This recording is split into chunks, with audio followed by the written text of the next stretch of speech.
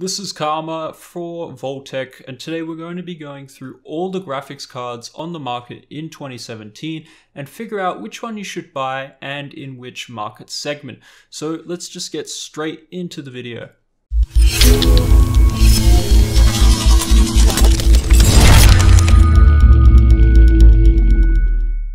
Alright, so at the entry-level market we have the Nvidia GT 1030 versus the AMD RX 550. Now they both retail at around about 80 USD and they target the same sort of demographic, which is the budget-oriented PC builder who likes to play mostly light esports titles like CSGO, League of Legends, and Dota 2, or it's more for like people who want to decode video in a media PC in their living room. Now they both feature 2GB of GDDR5 memory and they don't require any power connectors. So like I said earlier, it's perfect for those media PCs or even those older PCs from like the late 2000s that you can sort of still use, but they need big graphical overhaul to kind of be in the realm of use for a media PC. Now, where they differ is in memory bandwidth. Now, the AMD RX 550 manages to have 2.3 times the bandwidth of the GT 1030.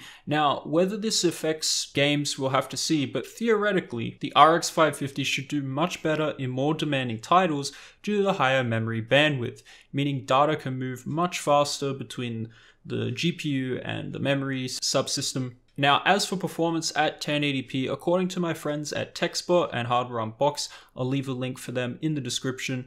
In CSGO, the GT 1030 and RX 550 are basically evenly matched, with the RX 550 winning out in Overwatch and also in Rocket League. Now when we move to Dota 2, it's an even race again, but in Rainbow Six Siege, the GT 1030 slightly wins out. Now when we move to much more demanding titles like Battlefield 1, the RX 550 wins by a lot at lower settings, enough to maintain over 60 FPS, but when we go to another game like PUBG, the GT 1030 takes the cake. So all in all, you're looking at very similar performance, but due to the higher memory bandwidth of the RX 550, it maintains much more consistent performance across games, and when you're looking at much more demanding settings, such as higher texture levels, that higher memory bandwidth translates to much more performance. That being said, these cards are mainly used for esports titles and are very rarely used for games that will be very demanding.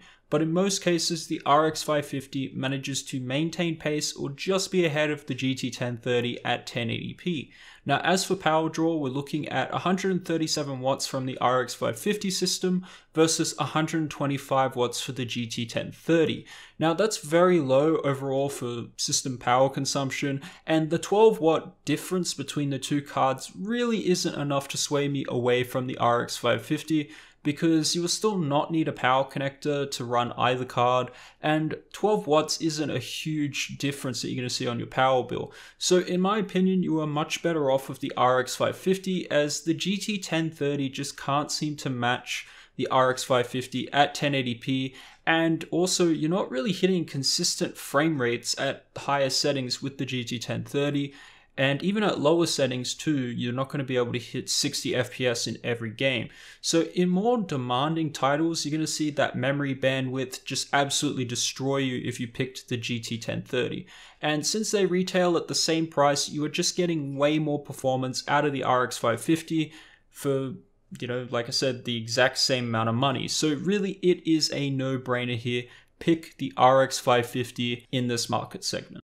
Now time for the budget builder's favorite cards, the Nvidia GTX 1050 versus AMD's RX 560.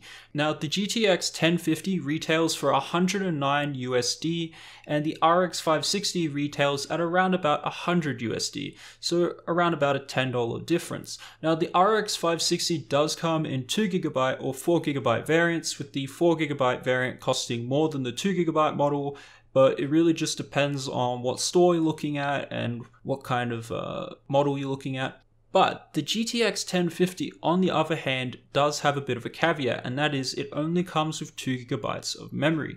So just keep that in mind when you're purchasing it, because you're not going to be able to get more VRAM out of it. Now, as for the type of gamer they're targeting here with this card, you're looking at the budget-oriented gamer who wants to spend as little as possible, but still wants to play most titles at 1080p 60 FPS, but on lower settings. Now, both of these cards also don't require power connectors, and they both feature 112 gigabytes per second of memory bandwidth, so no big differences there. The main differences come down to how Nvidia's architecture works in games compared to AMD's. So heading straight into the benchmarks at 1080p, according to TechSpot again, the GTX 1050 wins in GTA 5, it also wins in Witcher 3. Now when we move to Rise of the Tomb Raider, we get a tie. Then it slightly wins again in Dirt 4, the GTX 1050. When we move to Far Cry Primal, it wins by a massive margin by about 14%. But when we move to The Division, the RX 560 wins by 12%, and in Overwatch we also get a very surprising win for the RX 560 by about 6%, and then when we move to Doom, the RX 560 wins massively again by 32%, with Battlefield 1 giving us a tie. So basically in newer DX12 games, the RX 560 wins, whereas in the older titles like GTA 5 or The Witcher 3, the GTX 1050 wins. We normally would call this a tie scenario since it really depends on what kind of game you're playing. However, we expect that the RX 560 will fare better over time, and especially if you buy the 4GB version. So if we really had to pick one in terms of being future-proof, we suspect that the 4GB RX 560 will win out in the end, especially down the road in about 2 to 3 years time. Now as for costs, the 4GB RX 560 will be around the same price as the GTX 1050, at least it is in my country, so cost isn't really a problem here, and if anything, you are compromising on the GTX 1050 with 2GB less memory, so over time it's just going to become outdated. Now as for all the games, I didn't show, TechSpot's graph is here, I left it on the screen for you, and the RX 560 is only 2% slower across the 29 games tested. However, newer games and DX12 games like Doom or The Division show massive wins for the RX 560, and considering that's where gaming is kind of moving towards both of those APIs, if you're looking for a card to last you longer than a year, then I'd go straight for the RX 560 4GB. So on the lower end of the market, it's a win for AMD here. They clearly have the superior products in this domain, and with DX12 being the future, it's looking brighter and brighter for AMD owners as the years roll on.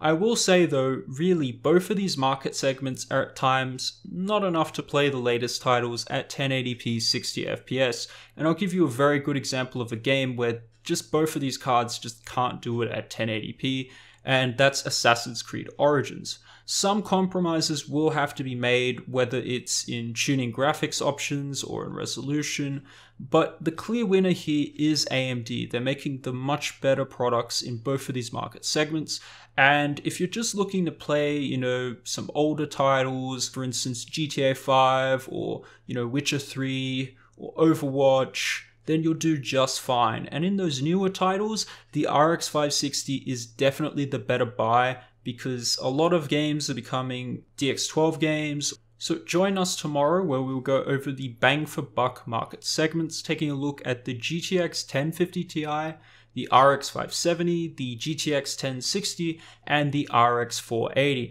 As always guys, leave a like if you liked the video, comment your thoughts in the comment section below, and subscribe, and we'll catch you on the next episode. Until then, this has been Karma from Voltec.